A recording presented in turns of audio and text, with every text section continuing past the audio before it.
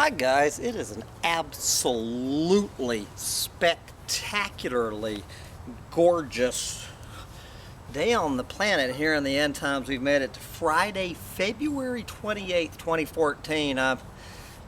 Sun's going down on the rock and I have been out getting a truckload of organic topsoil and yeah, right. Anywho, so I gotta make this a quick version of my weekly ecological meltdown roundup rant because happy hour starts in a half an hour and I gotta get myself to a margarita for the end time. So here on the last ecological meltdown roundup for February, Friday, February 28th, let me jump right into it from my friends at Endangered Earth Online from Center for Biological Diversity. Okay, we actually have some good news right out of here in Texas. Texas salamanders get Endangered Species Act protection. All right, the Georgetown salamander right up the street and the Salado salamanders have been on the waiting list for years. There you go, and they are on the list. And here's another, some more good news. Oregon's wolf population triples in 3 years. Okay, we have gone, we are now at 64 wolves in the state of Oregon. 64. And as of in the past 3 years, not one wolf has been accused of killing one cow. There you go. All sorts of man, it's just a good news one after another after another. I've mentioned this before. This Nebraska court ruling raises big questions for Keystone. Anyway, guys, I've talked about this, and it's kind of course, they're going to appeal this decision. Anywho's, we'll take every bit of delaying that we can get. So good for you, this judge in Nebraska standing up to these sons of bitches. We'll see how long that lasts. Okay, and then from Nebraska to the oceans off of California, where we see the center filed a legal petition with the EPA to stop oil companies from dumping toxic chemicals from fracking directly into the ocean off California. About half of the oil platforms in the Santa Barbara Channel discharge some of all of their wastewater into the sea. This is so they have federal permission to dump more than 9 billion gallons of wastewater per year directly into California's ocean. So good luck on the Center for Biological Diversity and their fight against that. From there over there to the Grand Canyon. So we, well, before I get to that, let's stay with fracking in California. We just heard about the offshore fracking, and I guess this is onshore. Bill introduced to stop fracking in California as the Golden State struggles with a crippling drought. Senator Holly Mitchell has introduced a bill that would impose a moratorium on fracking. All right, an escalation of fracking in California is threatening the state's water supplies since the huge quantities of water used to frack wells become so contaminated they have to be removed from the hydrological cycle. Then as long as we're on fracking, of course they're covering this story about Exxon CEO Rex Tillerson suing whoever it is fracking next to his ranch.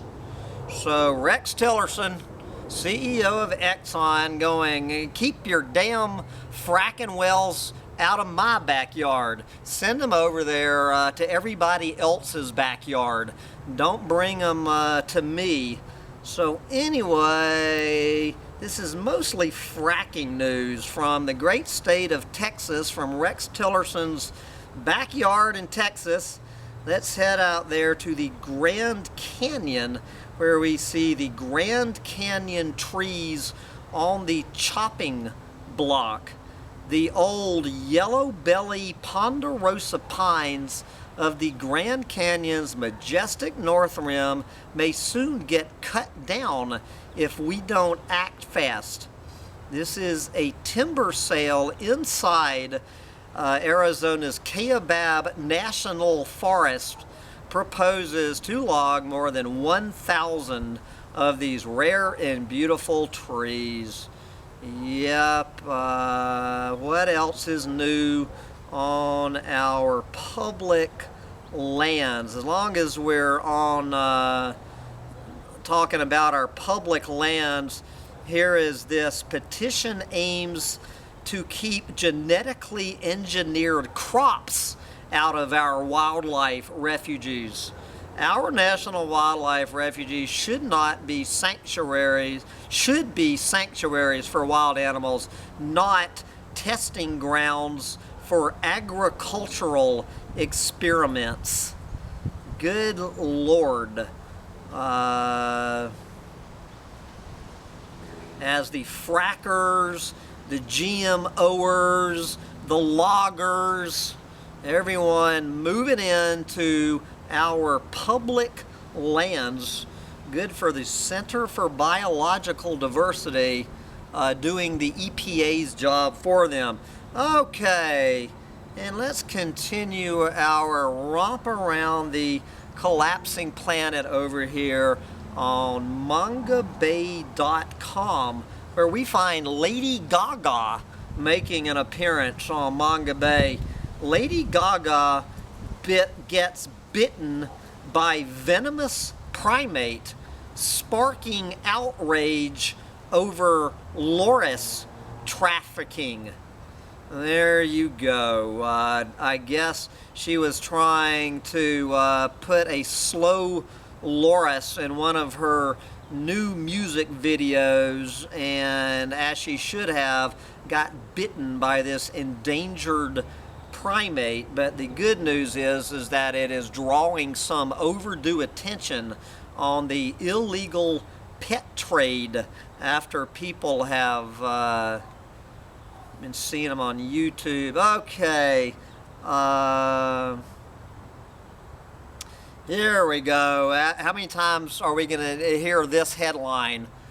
Indonesian cop caught smuggling rare timber worth millions escapes with 2-year sentence. Green activists are crying foul after an Indonesian police officer believed to have laundered nearly $128 million in proceeds from illegal timber smuggling was sentenced to 2 years in prison for illegal logging, a verdict described as shockingly lenient given the extent of his crimes. There you go. So this is what you get for $128 million. So what is that, about, I don't know, $64 million a year? Anyway, let's see. I guess this is, let's stay over there in Indonesia and Malaysia and everywhere else in the tropics.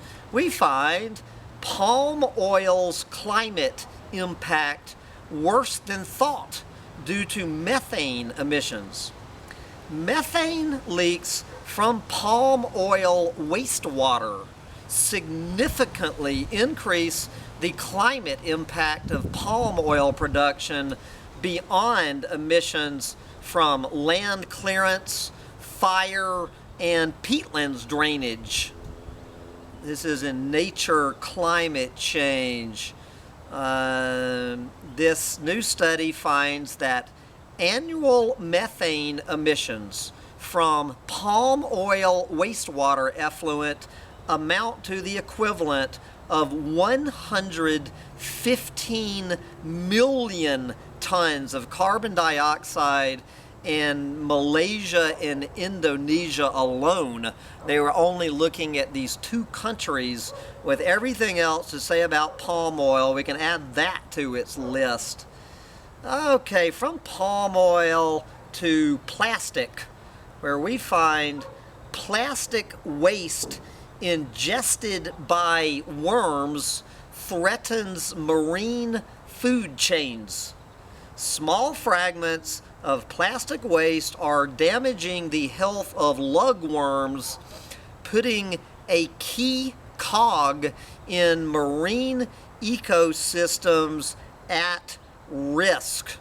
There you go. New study showing the impact of microplastics on the ocean's health. I bet it is. Okay, let's go back to palm oil, drawing dots between palm oil and Procter and Gamble, a major user of palm oil. A year-long investigation by Greenpeace has found companies that supply Procter and Gamble with palm oil are engaged, no shit, in clearing of rainforest and peatlands, suggesting that Head and Shoulders shampoo and other consumer products made by the company may be linked to forest destruction. What is this may be shit, guys? Come on. Alright, from there, let's go over to Mozambique, where we say, gee, what a surprise. Illegal logging surges in Mozambique. Gets right to the point. Illegal logging has spiked over the past 5 years in Mozambique. I bet it has. Okay, from Mozambique to Brazil, where they ask the question, is Brazil's epic drought a taste of the future?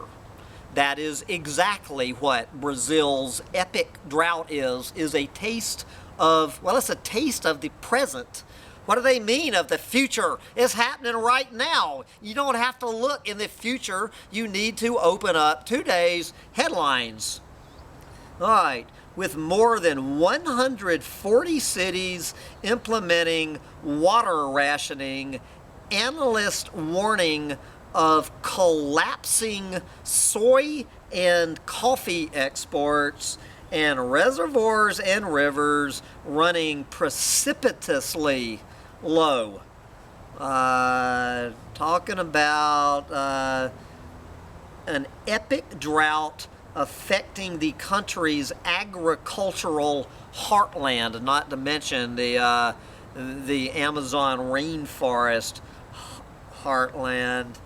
Okay, then they talk about the end of basically the end of the tiger in central India and everywhere else on this planet, from tigers in India to monkeys in Borneo. Borneo monkeys lose 1/10 of their habitat in a decade. 4 species of langurs, monkeys that are endemic to Borneo, lost more than 10% of their habitat in the last 10 years. I bet it's a hell of a lot more than that. Okay, some good news about ecotourism. Ecotourism pays. Study finds lower poverty where nature-based tourism is prevalent. Okay, the research in the National Academy of Sciences finds that communities neighboring conservation areas in Costa Rica had lower rates of poverty relative to other areas. Okay, good news in Costa Rica. Back to the usual news in Sarawak. Don't even know where that is. Anyway, somewhere over there in Indonesia or Malaysia. Let's see, new forest map for Sarawak reveals large-scale deforestation and encroachment on indigenous territories. Let's see.